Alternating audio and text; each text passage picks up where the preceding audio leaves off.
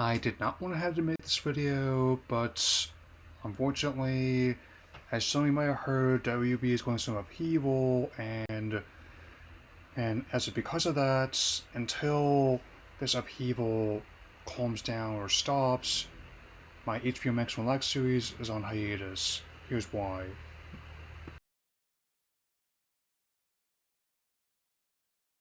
So, this April, whole Discovery became the latest owner of WB, which by my count is one of several people who have been in charge of them, with the two other notable ones being the previous owners of AT&T, and earlier in this century, it was owned by, of all people, AOL, which was, I'm not going to sugarcoat it, a disaster. That comparison will come up more than once in this video. Oh, and for those of you who weren't around that time frame or just don't know, it will be discussed for educational purposes, as it often is, so let's keep going.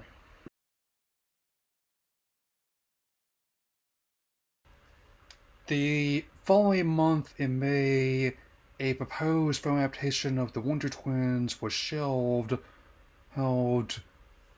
which would have had a $75 million budget as part of a restructuring of the company's plans for the near future and longer. To put this in its proper context, I was not even aware they were making one until I found out that it had gotten the axe.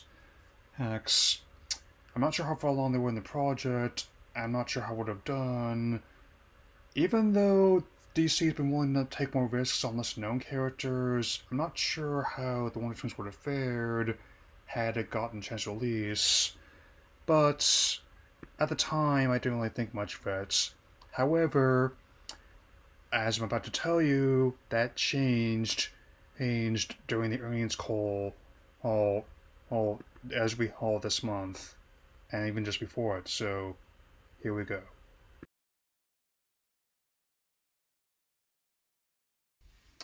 Okay, so I'm not going to be going every single detail of the earnings call or the new chain of commands tenure, but I will be hitting on the important points for this topic and my takeaways from it.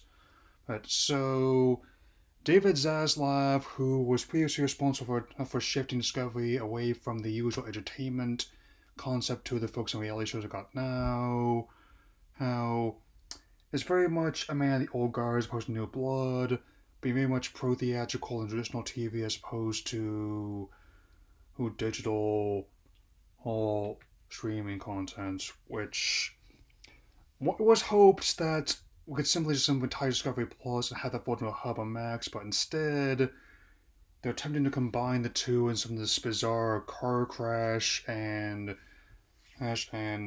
two of the prominent cancellations of films, among many I'll continue to get into in this video, are a standalone Batgirl film, as well as the special Scoob Holiday Haunts, which were both cancelled due to cost and quality concerns, which I'll emphasize, because $90 million is not a huge amount for a superhero blockbuster in this day and age.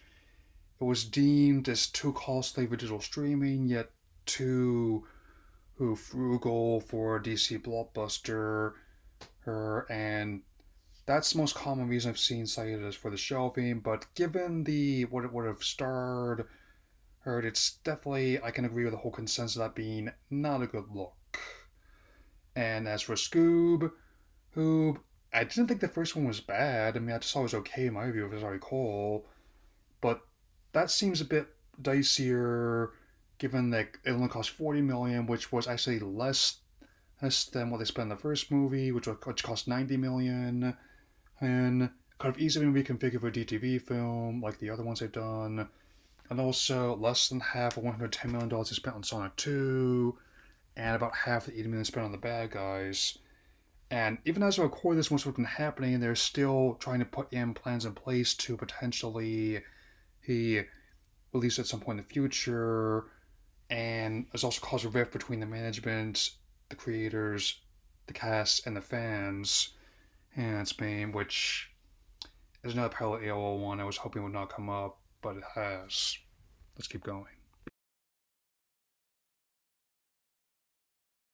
Here is where the whole quality, quote unquote, justification got thoroughly undermined, and where numerous animated series targeting both young and older audiences were removed.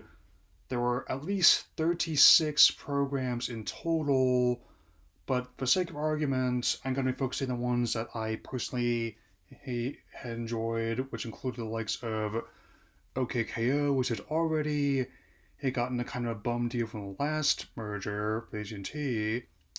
He Alien from Earth, which ended on a cliffhanger, at least as on hiatus because of the Gumball movie, which also got affected, and Mao Mao, which it's got a second season, but that's now in jeopardy. He given between the cryptic tweet as well as several other ones being privated, and most prominently was the highly acclaimed Infinity Train, which Owen Dennis disputed a lot of the arguments they were making on his Substack, and I will go on the record saying I don't feel the need or desire to dox the people in charge. However, I am grateful for the support that their show's creators have gotten, and I can sum up the whole attempt to quietly remove these ones as being very loud and noisy PR disaster in two words: Streisand effect. Basically, try hide something, you're going to want people are going to want to seek it out, both legally and otherwise. Reason why I chose like the whole scene with Tulip going through the accounting car, and because it did not have the intended effect they were going for at all.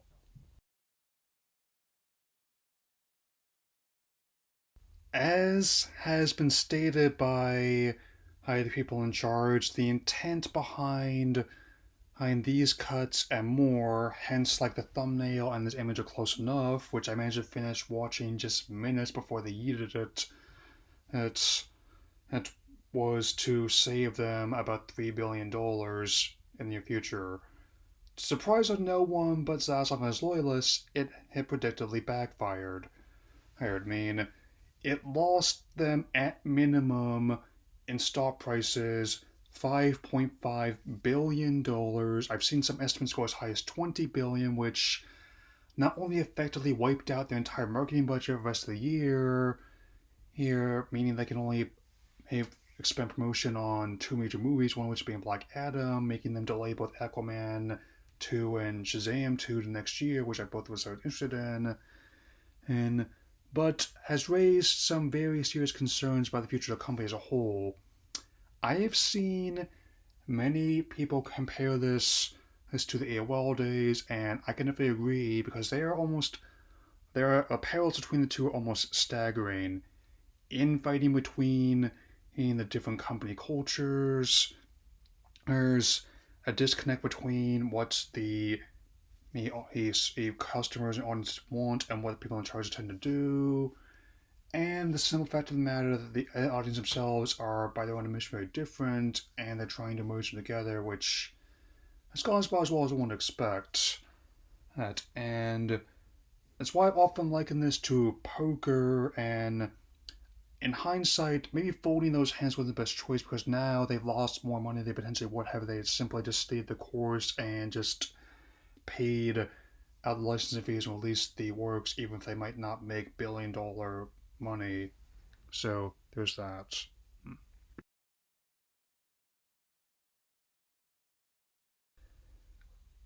This brings us to August 2023, which is roughly a year from now, and when the merger is slated to be finalized. However, I honestly do not know for certain what's going to happen because both fans and even cast and crew have been told very little. And like anyone, I cannot really add to operate on information I do not have yet, only ones I do. So for now, I know for certain that the Doom prequel series and future Monsters movies are safe, as are Adult Swim and Toonami, me, all things I enjoy in some capacity. Hey, and however, that also leaves like the current limbo of things like the Mortal Kombat sequel, and the Detective Pikachu follow-ups. Though other ones have just been and dropped from Max, not outright canceled, but they're just not going to be streaming on them anymore. Or like a handful of specials and movies, and my personal most hype one, like a new anime series called Batman King Crusader, which would have featured not only cast and crew has returning, but also creators combined Paul Dini and Bruce Timm, but also J.J. Abrams and Matt Reeves. Though naturally, Netflix, Hulu, and Apple all put in bids for that, and other ones moments after the news broke. So it would be quite the humiliation if one's got them, but that would imply that David is capable of feeling shame, and he clearly has none at this stage.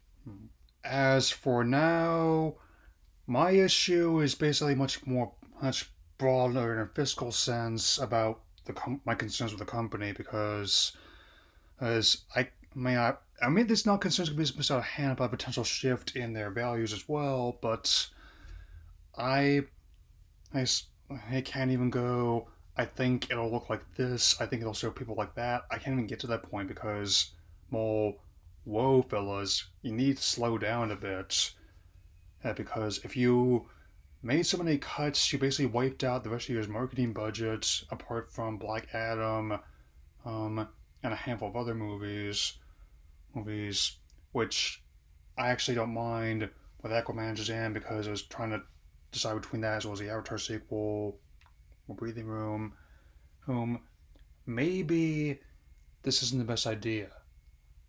So, and that is even if it does actually end up going through. Because obviously, a the FTC will have to assess it to see whether or not this is actually doable. Given how the AT&T one didn't work out, and the parallels I keep saying with the AOL one are just staggering. Like the short version is it was a disaster, and it ended up breaking off for a fraction of what it was actually initially worth. That could happen in this case, and I certainly hope that all the content that they took off does not become lost of time, because it clearly will not if my fans continue to keep advocating for it as I have. I will say that David definitely clearly undervalued how much people in Gen Y, Z, and in many cases X were into that. In the meantime, I definitely recommend to support the shows and creators you enjoy. Hey, even if the people in charge of the company are like combining the greed of Surrender for Ready Player One with the incompetence of Lumbergrim Office Space, especially in David's case. And until I can best determine the future of the company going forward, HBO Max and Relax on hiatus. That'll be all for now, and I'll see you again soon.